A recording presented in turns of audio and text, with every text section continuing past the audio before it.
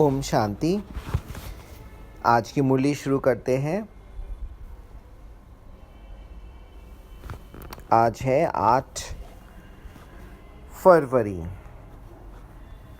प्रातः मुरली ओम शांति। बाप दादा मधुबन।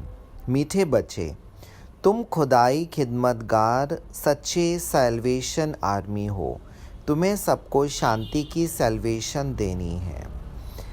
सैल्वेशन अर्थात उनको कोई विशेष मदद होती है, जैसे कभी कोई युद्ध होता है या फिर कभी कोई बाढ़ आती है, भूकंप आता है, तो उन लोगों को बचाने के लिए जो पूरे लोग जाते हैं, चाहे गवर्नमेंट की तरफ से या सोशल ऑर्गेनाइजेशन की तरफ से, तो उनको सैल्वेशन आर्मी बोलते हैं कि ये उनको मुक्त करने के लिए भेजे गए हैं। तो बाबा ने कहा कि तुम हो शांति के लिए सैल्वेशन आर्मी। सारे संसार में सबको शांति चाहिए। प्रश्न है तुम बच्चों से जब कोई शांति की सैल्वेशन मांगते हैं तो उन्हें क्या समझाना चाहिए? उत्तर है, उन्हें बोलो, शिव बाबा कहते हैं, क्या अभी यहाँ ही तुमको शांति चाहिए? यह कोई शांति धाम नहीं है। शांति तो शांति धाम में ही हो सकती है, जिसको मूल वतन कहा जाता है। आत्मा को जब शरीर नहीं है तब शांति है। सतयुग में पवित्रता, सुख, शांति सब है। शिव बाबा ही आकर यह वर्षा देते हैं। तुम शिव बाबा को याद करो ना। परमपिता परमात्मा ही शांति के सागर हैं, तो शांति की सैल्वेशन हमको उनके द्वारा ही मिलती है। बाकी ये दुनिया में तो अभी है ही अशांति, तो यहाँ पर परमानेंट शांति अभी नहीं हो सकती है। उसके लिए परम धाम में योग के द्वारा थोड़ा समय पहुंचना होता है, तो वहाँ पर शांति की महसूसता होती है। हम इस दुनिया से, देह के रोल से परे हो जाते हैं, शरीर से अलग हो जाते हैं, तो आत्मा को शांति की अनुभूति होती है। ओम शांति। रूहानी बाप बेट रूहानी बच्चों को समझाते हैं, सब मनुष्य मात्र ये जानते हैं कि मेरे अंदर आत्मा है। जीवात्मा कहते हैं ना, पहले हम आत्मा है, पीछे शरीर मिलता है। अब यहाँ पर ये इम्पोर्टेंट है ना कि जीव जो है वो शरीर है, आत्मा को जीव नहीं कहेंगे। जीव विज्ञान अर्थात बायोलॉजी, शरीर का विज्ञान, तो शरीर जीव है, आत्मा जीव नहीं है। आत्मा तो अजर अमर अविनाशी और शरीर विनाशी है, जीव विनाशी है।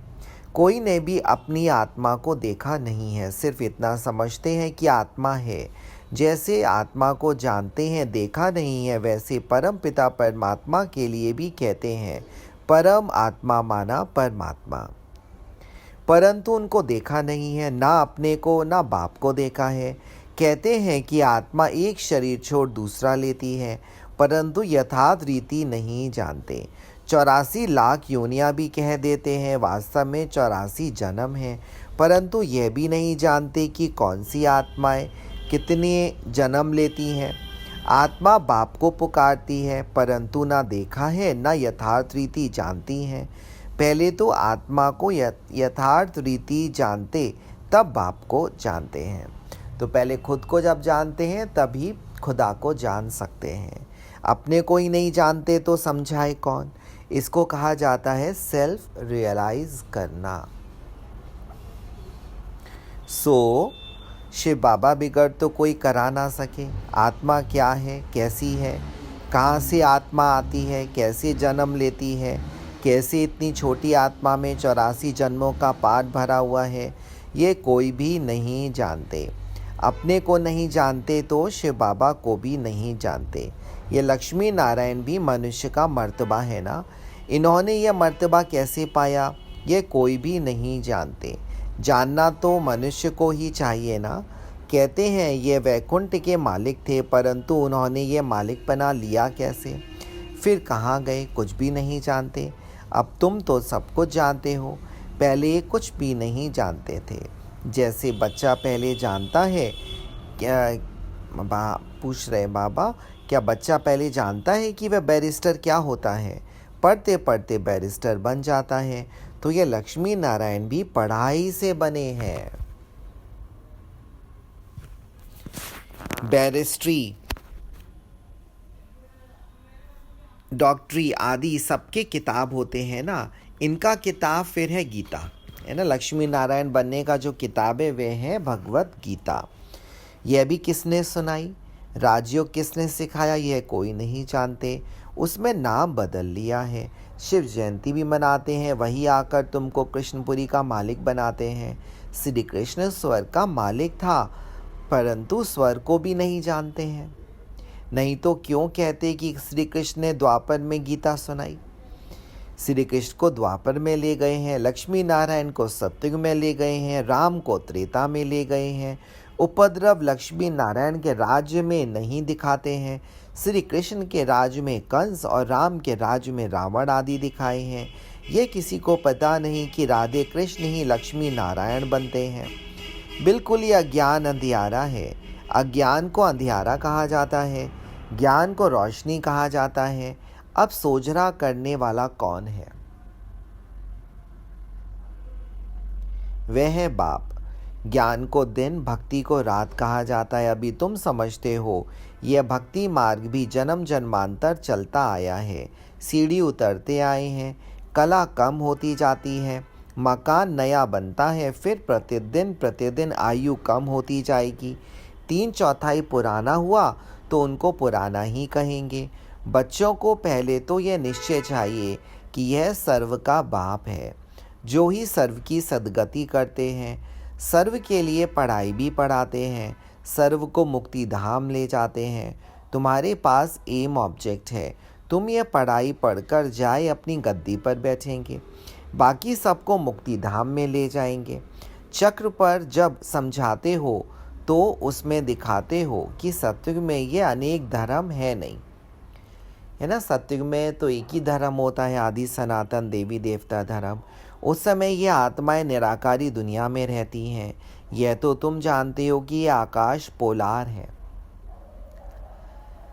वायु को वायु कहेंगे, आकाश को आकाश। ऐसे नहीं कि सब परमात्मा है। मनुष्य समझते हैं कि वायु में भी भगवान है, आकाश में भी भगवान है। अब बाबा बैठ सब बातें समझाते हैं। शिव बाबा के पास जन्म तो लिया, फिर पढ़ाते कौन है ना। बाप के पास जन्म तो लिया, फिर पढ़ाते कौन है? बाप ही रूहानी टीचर बन पढ़ाते हैं। अच्छा पढ़कर पूरा करेंगे तो फिर साथ ले जाएंगे, फिर तुम आएंगे पाठ बजाने। सतयुग में पहले पहले तुम ही आए थे, अब फिर सब जन्मों के अंत में आकर पहुँचे हो, फिर पहले आएंगे। अब बाप कहते हैं दौड़ी लगाओ, अच्छी रीति बाप को याद करो। औरों को भी पढ़ाना है, नहीं तो इतने सबको पढ़ाए कौन, है ना। ये सारा संसार है, किसको तो 1 से 2, 2 से 4 ऐसे पढ़ाना है। बाप का ज़रूर मददगार बनेंगे ना, है ना। तो बाबा को मदद चाहिए हम सबकी। खुदाई खिदमतगार भी नाम है ना। अंग्रेज़ी में कहते हैं सैल्वेशन आर्मी, है ना। उर्दू में कहते हैं खुदाई खिदमतगार। कौन सी सैल्वेशन चाहिए? सब कहते हैं शांति की सैल्वेशन चाहिए, कि सबको शांति चाहिए। बाकी वह कोई भी शांति की सैल्वेशन देते थोड़े ही है। जो शांति की सैल्वेशन मांगते हैं उन्हें बोलो, शिव बाबा कहते हैं क्या अभी यहाँ ही तुमको शांति चाहिए? ये कोई शांति धाम थोड़े ही है जो तुम्हें यहाँ पे शांति मिल जाए। शांति तो शांति धाम में ही हो सकती है, जिसको मूल वतन कहा जाता है ना। शांति तो 2 प्रकार की हो गई। एक तो हो गई कोई आवाज़ ही ना हो, है ना, वो वाली शांति। तो वो तो है परम धाम में ही होगी, शांति धाम में। जबकि कोई आवाज़ ना हो, ना चिड़ियों की चहचहाने की आवाज़ हो, है ना ही जानवरों की आवाज़ हो, ना ही कोई वाहन का शोर शराबा हो, वो वाली शांति, है ना। और ना कोई भी ना व्यक्ति बोल रहा हो, ना गीत संगीत हो, एक वो शांति हो गई। एक शांति वो है कि भले चारों ओर कितना भी शोर शराबा हो रहा हो, पर मन के अंदर सुकून हो, मन के अंदर शांति हो, मन के अंदर ये हलचल नहीं हो कि मेरे जीवन में पास्ट में ऐसा क्यों हुआ, है ना, वर्तमान में पता नहीं अच्छा हो रहा है बुरा हो रहा है, और भविष्य में पता नहीं क्या होगा। इस प्रकार की चिंताओं से जब मुक्त होते हैं, वो है सच्ची शांति, है ना। वो तो अभी मिलती है ना, ईश्वरीय ज्ञान से राजयोग के द्वारा अभी मिलती है। बाकी एकदम सन्नाटा हो जाए, ठीक है, वो फिर तो परम धाम में होती है। बाकी मन की शांति तो अभी से शुरू होकर के भविष्य 21 जन्मों तक चलती है ना। शिव बाबा अभी तो गारंटी करते हैं, भले कितनी भी परिस्थिति आ जाए, हलचल आ जाए, कितने ही काम बिगड़ जाए, कितनी भी गलतियां हो जाएं, पर अभी भगवान साथ है ना। उनके साथ से अभी हम हर बात को पॉजिटिव में परिवर्तन करने की शक्ति, समझ, ताकत सब परमात्मा देते हैं, है ना। तो हर बात में कल्याण होता है, तो इसलिए अशांति ही शांति होती है ना। अशांति का नाम निशान नहीं। शिव बाबा ही आकर ये वर्षा देते हैं, तुम्हारे में भी समझाने की बड़ी युक्ति चाहिए। प्रदर्शनी में अगर तुम खड़े होकर सबका सुने तो बहुतों की भूलें निकालें, क्योंकि समझाने वाले नंबरवार तो है ना, सब एक रस होते हैं। तो ब्राह्मणी ऐसे क्यों लिखती है कि फलाने आकर भाषण करें, है ना। सब लोगों का अलग अलग तरीका होता है समझाने का, अलग अलग वैरायटी ड्रामा है। अरे तुम भी तो ब्राह्मण हो ना, बाबा फलाने हमारे से होशियार हैं, होशियारी से ही मनुष्य दर्जा पाते हैं ना, नंबरवार तो है ना। जब इम्तिहान की रिजल्ट निकलेगी तो फिर तुमको आपे ही साक्षात्कार होगा, फिर समझेंगे हम तो श्रीमत पर नहीं चले, है ना, इसलिए हमको पद अच्छा नहीं मिला। शिव बाबा कहते हैं कोई भी विक्रम मत करो, देहधारी से लागत नहीं रखो। यह तो 5 तत्वों का बना हुआ शरीर है ना, 5 तत्वों की थोड़े ही पूजा करनी है ना, वह याद करना है। भले नाकों से देखो, परंतु याद तो एक परमपिता परमात्मा को करना है। आत्मा को अब नॉलेज मिलती है, अब तुमको घर जाना है, फिर वैकुंठ में आएंगे, है ना। परम धाम ऊपर जाना है, नीले आकाश के पार ब्रह्मलोक में, और फिर इस धरती पर स्वर्ग में आएंगे। आत्मा को समझ सकते हैं, देख नहीं सकते, वैसे यह भी समझ सकते हैं, हाँ, दिव्य दृष्टि से अपना घर व स्वर्ग देख सकते हैं। शिव बाबा कहते हैं बच्चे, मन मना भव मध्याजी भव, माना बाप को और विष्णुपुरी को याद करो। तुम्हारी एम ऑब्जेक्ट ही यह है। बच्चे जानते हैं तुमको अभी स्वर्ग में जाना है ना, तुम्हारी एम ऑब्जेक्ट ही ये है। बच्चे जानते हैं तुमको अब स्वर्ग में जाना है, बाकी सबको मुक्ति में जाना है। सब तो सत्युग में आ नहीं सकते। तुम्हारा है डिटीज्म, अर्थात देवी देवता घराना। यह हो गया मनुष्य का धर्म। मूल वतन में तो मनुष्य नहीं है ना, ब्रह्मलोक में कौन है, ज्योति बिंदु आत्माएं ही आत्माएं हैं। यहाँ है मनुष्य सृष्टि। मनुष्य तमो प्रधान और फिर सतो प्रधान बनते हैं। तुम पहले शूद्र वर्ण में थे, कलयुग में सभी शूद्र वर्ण में है, चाहे कोई धर्म से कोई कितने भी ऊंच कुल का हो, है ना, चाहे पर कर्म से इस समय हर एक व्यक्ति शूद्र है, काम क्रोध लोभ मोह अहंकार के वश है। तो बाबा अभी हर एक शूद्र से हर एक को ब्राह्मण बनाते हैं। ब्रह्मा मुख वंशावली ब्राह्मण, सच्चा पवित्र ब्राह्मण। यह वर्ण सिर्फ भारतवासियों के हैं और कोई भी धर्म को ऐसे नहीं कहेंगे। ब्राह्मण वंशी, सूर्यवंशी, इस समय सब शूद्र वर्ण के हैं, जड़ जड़ीभूत अवस्था को पाए हुए हैं। तुम पुराने बने तो सारा झाड़ जड़ जड़ीभूत तमो प्रधान बना है, फिर सारा झाड़ थोड़े ही सतो प्रधान बन जाएगा। सतो प्रधान नए झाड़ में तो सिर्फ देवी देवता धर्म वाले ही हैं, फिर तुम सूर्यवंशी से चंद्रवंशी बन जाते हो, पुनः जन्म तो लेते हो ना। फिर वैश्य शूद्रवंशी, ये सब बातें हैं नई।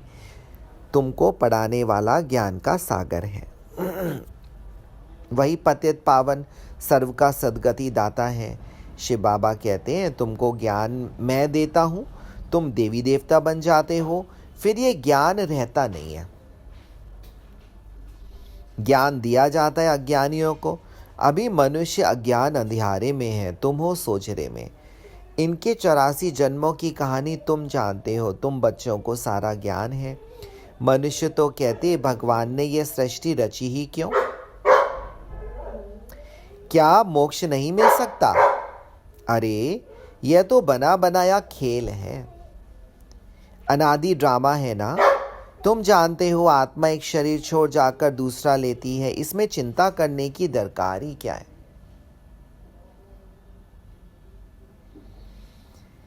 आत्मा ने जाकर अपना दूसरा पार्ट बजाया, रोएं तब जब वापस चीज़ मिलनी हो, है ना। रो रो करके कभी होता है ना, कोई चीज़ कोई ले लेता है, छोटे बच्चे की कोई चीज़ कोई ले लेता है तो बच्चा खूब रोता है, रोते रोते सामने वाले को दया आ जाती है, फिर वो उसको लौटा देता है।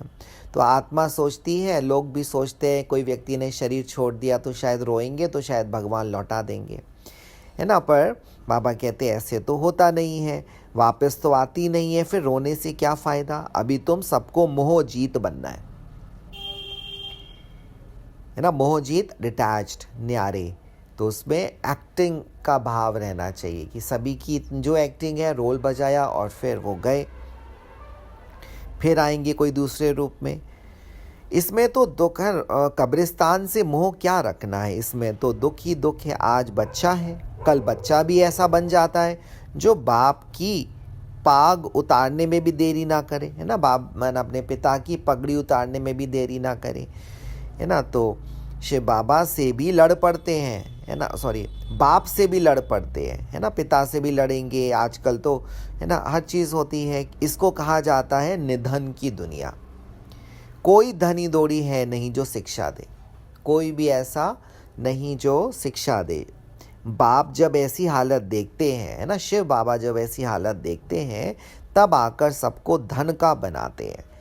धनी आकर सब झगड़े मिटा देते हैं। सत्युग में कोई झगड़ा होता नहीं, सारी दुनिया के झगड़े मिटा देते हैं, फिर जय जयकार हो जाती है। यह मेजॉरिटी माताओं की है, दासी भी इनको समझते हैं। हथियाला बांधते समय कहते हैं तुम्हारा पति ही ईश्वर गुरु आदि सब कुछ है ना। शादी होती है तो कन्या को कहते हैं तुम्हारा पति ही ईश्वर आदि सब कुछ है। पहले मिस्टर फिर मिसेस।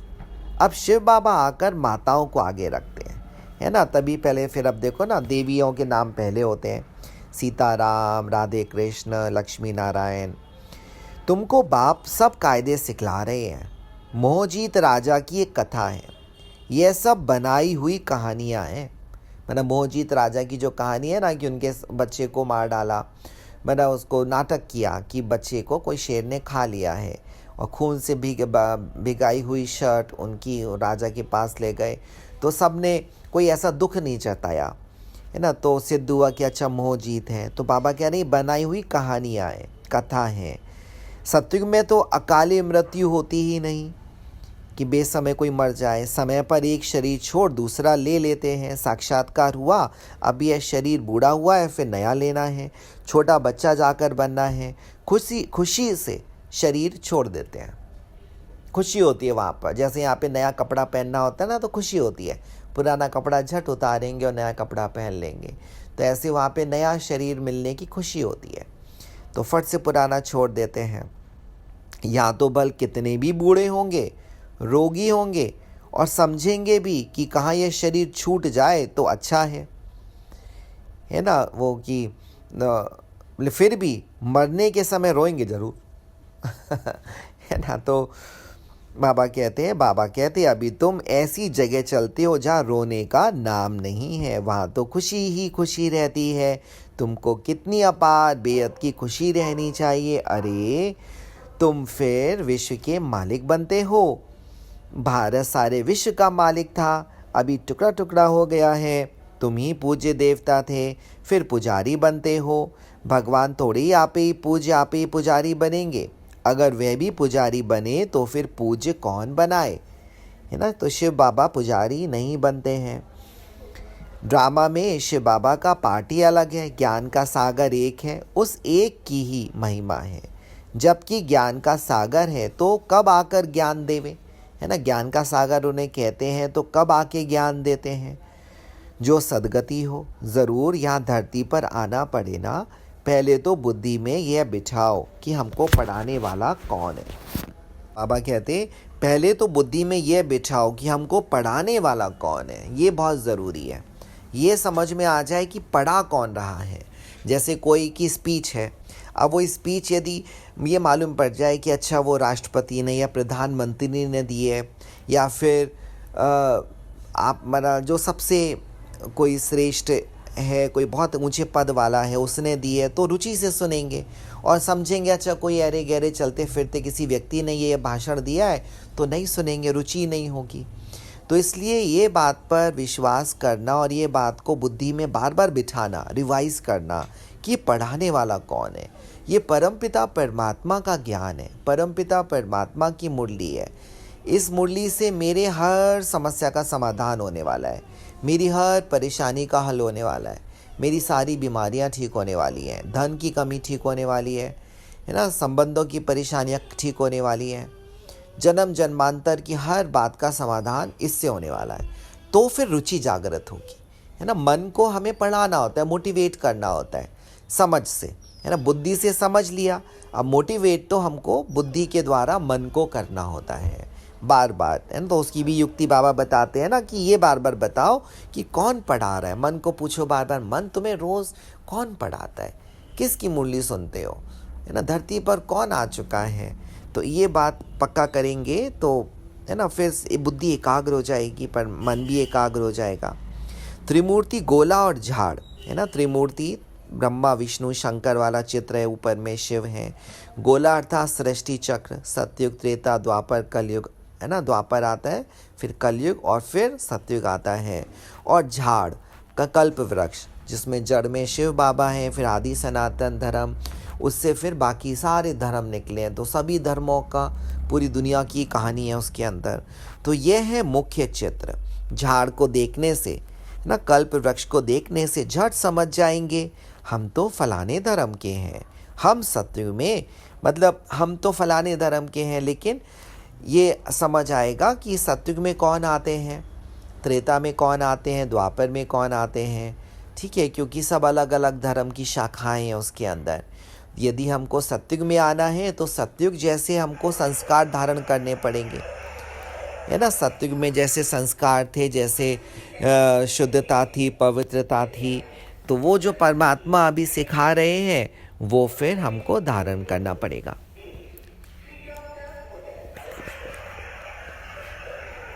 ठीक है, तो बुद्धि में ये बिठाओ कि हमको कौन पढ़ाते हैं, और फिर ये जो कल्प वृक्ष का चित्र है इसको अच्छी रीति से समझना है। हम यह चक्र तो बहुत बड़ा होना चाहिए, है ना। जो सृष्टि का चक्र है, गोले वाला चित्र, ये खूब बड़ा हो, जिसको समझ में आ जाए कि जैसे कहीं पर किसी शहर में जाते हैं और आपको रास्ता देखना है कहाँ से कहाँ पहुँचना है, तो दिखाते हैं कि यू आर हेयर, आप यहाँ पर हो और फलाना मंदिर, फलानी पहाड़ी हो इतनी दूरी पर है। तो उससे पूरा शहर का मैप मालूम पड़ता है ना। तो उसे समझ आता है कि हमको कितना अभी मेहनत करनी है, कितना दूर चलना है। यदि वो जगह पास में है तो आराम से चल सकते हैं, दूर है तो जल्दी चलना पड़ेगा, दिन का समय क्या हो चुका है। तो उस हिसाब से सारी प्लानिंग हो जाती है ना। अभी गूगल मैप काम करता है ना। गूगल मैप में होता है ना, योर लोकेशन मालूम पड़ती है और फिर आपको कहाँ कहाँ जाना है तो मालूम पड़ जाता है। तो उस हिसाब से अपनी ट्रैवल प्लान हो जाती है। तो ऐसी जो एक कल्प वृक्ष है, कल्प वृक्ष नहीं, ये गोले का चित्र है जो सृष्टि चक्र का, ये हमारे सामने आईना है। पूरी दुनिया का जैसे कि मैप है, वो समय का चक्र भी दिखाता है कि इस समय हम कहाँ पर हैं और अभी क्या समय चल रहा है, हमें कितना स्पीड से आगे बढ़ना है या स्लो बढ़ना है ना, क्या पुरुषार्थ करना है, अभी कौन सा समय आने वाला है, तो उसकी तैयारी करनी है। ठीक है, जैसे कि मान के चलो कोई एक ऐसा चित्र है जिसमें कि ये मालूम पड़े कि अभी गर्मी चल रही है, गर्मी के बाद अभी जैसे बरसात आएगी और बरसात के बाद सर्दी आएगी। तो बरसात के समय पर यदि व्यक्ति है तो भविष्य में सतयुग और सर्दी आने वाली है, तो वो पहले से इंतज़ाम करेगा सर्दियों के कपड़ों का, है ना। अभी ये देखें तो यू आर हियर एट बसंत, अभी बसंत का मौसम है, तो भविष्य में क्या आने वाला है, गर्मियाँ आने वाली हैं। तो हम गर्मियों की तैयारी पहले से शुरू कर देंगे, ठीक है, जिससे कि गर्मियाँ हमारी आसानी से कट जाएं। तो इसी तरीके से हमें समय के चक्र से ये कल्प जो ये गोला है सृष्टि चक्र, इससे मालूम पड़ता है कि वर्तमान समय कलयुग का अंतिम समय चल रहा है, हाहाकार का समय है, और भविष्य में सतयुग आने वाला है। वर्तमान में पुरुषोत्तम संगम युग है। तो हमको अभी सतयुग में जाना है, तो उसके लिए तैयारी करनी है। वहाँ के लोग जैसे होते हैं, जैसा देश वैसा भेष, वैसे संस्कार धारण करने हैं, वैसी शुद्धता धारण करनी है। तो ये सारी तैयारी है ना, हो सकती है जब हम वो सामने हमारे रहे। इसलिए बाबा कह रहे हैं ये चक्र तो बहुत बड़ा होना चाहिए, लिखत भी पूरी हो, उसमें लिखा हुआ भी प्रॉपर हो। शिव बाबा ब्रह्मा द्वारा देवता धर्म यानी नई दुनिया की स्थापना कर रहे हैं, शंकर द्वारा पुरानी दुनिया का विनाश, फिर विष्णु द्वारा नई दुनिया की पालना कराते हैं। यह सिद्ध हो जाए ब्रह्मा सो विष्णु, विष्णु सो ब्रह्मा, दोनों का कनेक्शन है ना, ब्रह्मा सरस्वती सो फिर लक्ष्मी नारायण बनते हैं। चढ़ती कला एक जन्म में होती है, फिर उतरती कला में 84 जन्म लगते हैं। अब शिव बाबा कहते हैं ये शास्त्र आदि राइट हैं व मैं राइट हूँ, है ना। इतना सब सुनाने के बाद, समझाने के बाद, बुद्धि को जागृत करने के बाद बाबा पूछ रहे हैं अभी अपनी बुद्धि से जज करो कि मैं जो सुना रहा हूँ अर्थात भगवान जो सुना रहे हैं वो सही है या जो अभी तक हम पढ़ते आए वो सही है। सच्ची सत्यनारायण की कथा तो अभी मैं सुनाता हूँ। अभी तुमको निश्चय है कि सत्य बाप द्वारा हम नर से नारायण बन रहे हैं। पहली मुख्य यह भी एक बात है कि मनुष्य को कभी बाप टीचर गुरु नहीं कहा जाता। गुरु को कभी बाबा व टीचर कहेंगे क्या? यहाँ तो शिव बाबा के पास जन्म लेते हो, फिर शिव बाबा तुमको पढ़ाते हैं, फिर साथ भी ले जाएंगे। मनुष्य तो ऐसा कोई होता नहीं जिसको बाप टीचर गुरु तीनों एक हो। यह तो एक ही बाप है, उनको कहा जाता है सुप्रीम फादर। लौकिक बाप को कभी सुप्रीम फादर नहीं कहेंगे, सब याद फिर भी उनको करते हैं। ये बाप तो है ही, दुख में सब उनको याद करते हैं, सुख में कोई नहीं करते, है ना। ये सृष्टि का नियम है, दुख में सिमरन सब करे द्वापर कलयुग में, और सुख में करे ना कोई। सत्य गोत्रेता में भगवान को याद नहीं करते हैं, तो वह बाबा ही आकर स्वर्ग का मालिक बनाते हैं। अच्छा, मीठे मीठे सिकिलदे बच्चों प्रति माता पिता बाप दादा का याद प्यार और गुड मॉर्निंग। रूहानी बाप की रूहानी बच्चों को नमस्ते, रूहानी बच्चे की रूहानी माता पिता बाप दादा को याद प्यार गुड मॉर्निंग और नमस्ते। धारणा के लिए मुख्य सार है, 5 तत्वों के बने हुए इन शरीरों को देखते हुए याद बाप को करना है। कोई भी देहधारी से लागत नहीं रखनी है ना, मोह या लगाव नहीं रखना है, कोई विक्रम नहीं करना है। दूसरा, इस बने बनाए ड्रामा में हर आत्मा का अनादि पाठ है। इस बने बनाए ड्रामा में हर आत्मा का अनादि पाठ है। आत्मा एक शरीर छोड़ दूसरा लेती है, इसलिए शरीर छोड़ने पर चिंता नहीं करनी है, मोहजीत बनना है। वरदान है, संपूर्ण आहुति द्वारा परिवर्तन समारोह मनाने वाले दृढ़ संकल्पधारी भव। जैसे कहावत है, धरत परिये धर्म ना छोड़िए। तो कोई भी सरकमस्टांस आ जाए, माया के महावीर रूप सामने आ जाए, लेकिन धारणाएं ना छूटे। बाबा ने जो हमको धारणाएं सिखाई हैं, है ना, पवित्रता की, शुद्ध अन्न की, रोज़ मुरली की ना, और सच बोलने की, दैवी गुण है ना सच। तो ये जो धारणाएं हैं विशेष, ये 4 धारणाएं, तो बाबा कहते ज़मीन पर पड़ जाओ, गिर जाओ, है ना, ज़मीन पे भले लेट जाओ, धरत परिये पर धर्म ना छोड़ो। ओके, अपनी जो धारणाएं हैं वो कोई भी बात में उनसे कॉम्प्रोमाइज नहीं करो। संकल्प द्वारा त्याग की हुई बेकार वस्तुएं संकल्प में भी स्वीकार ना हो, है ना। संकल्प द्वारा त्याग की हुई बेकार वस्तुएं संकल्प में भी स्वीकार ना हो।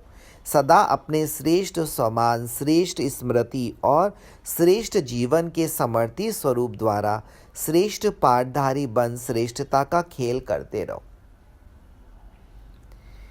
कमजोरियों के सब खेल समाप्त हो जाए। जब ऐसी संपूर्ण आहुति का संकल्प दृढ़ होगा तब परिवर्तन समारोह होगा। इस समारोह की डेट अब संगठित रूप में निश्चित करो।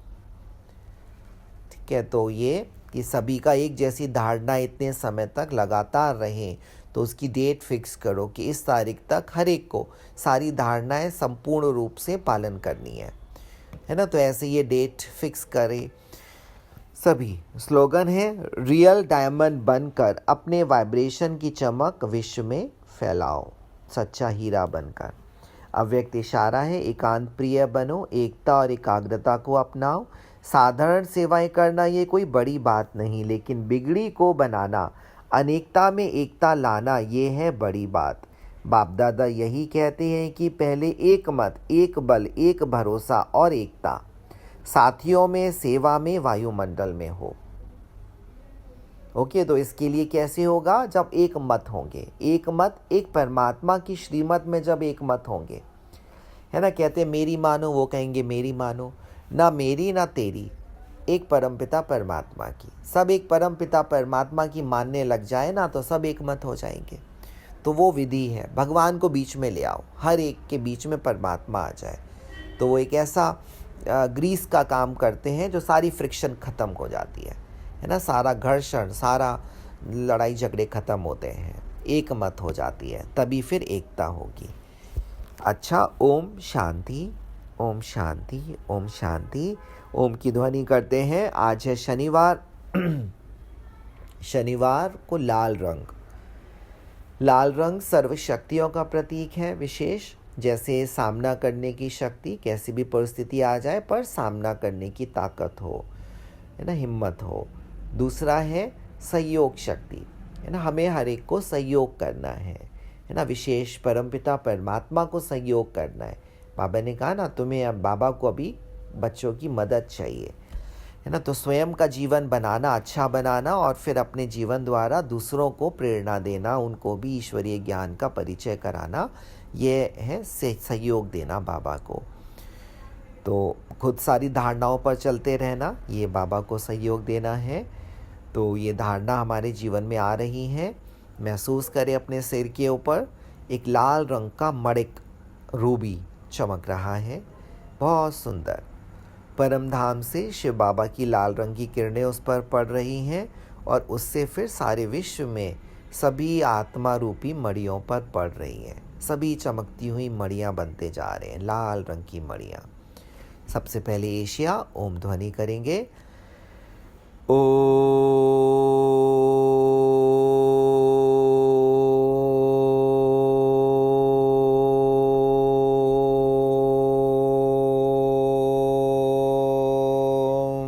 शांति।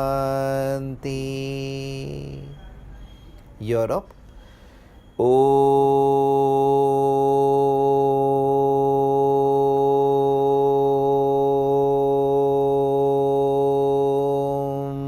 शांति। Africa, Om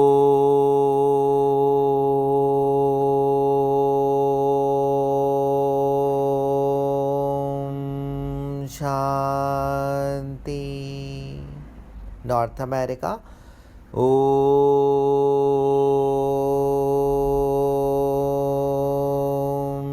Shanti. South America, Om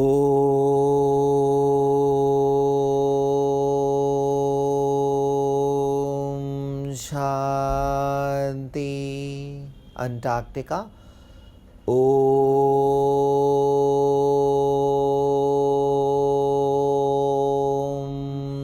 Shanti.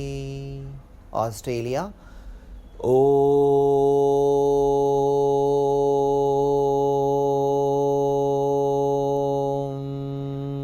शांति शांति शांति। ओम शांति, ओम शांति, ओम शांति।